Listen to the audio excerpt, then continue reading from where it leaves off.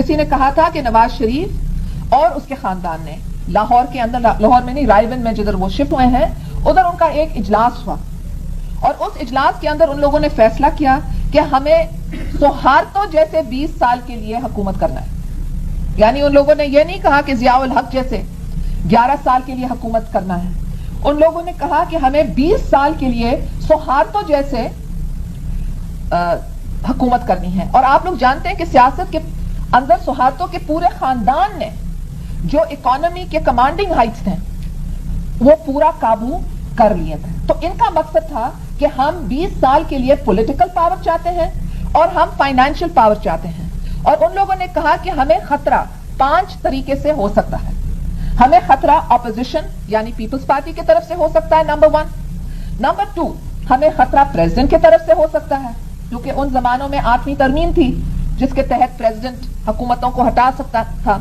Number 3، ان لوگوں نے کہا کہ ہمیں خطرہ یہ آرم فورسز کی طرف سے ہو سکتا ہے، کیونکہ پاکستان کے سیاست کے اندر کئی طویل عرصے کے لیے فوج کا ایک رول یا کردار رہا ہے. چوتھا، ان لوگوں نے کہا کہ ہمیں خطرہ عدلیہ سے ہو سکتا ہے. 5واں، ان لوگوں نے کہا کہ ہمیں خطرہ پریس کی طرف سے ہو سکتا ہے. تو ان لوگوں نے یہ 5 پوائنٹ پروگرام بنائے کہ پاکستان کا جو تصور قائد اعظم نے برصغیر کے مسلمانوں کو دیا تھا اس کو ختم کرنے کے لیے اور اپنا جو ویژن تھا یا تعبیر تھا وہ لے آنے کے لیے ان کی کوشش تھی.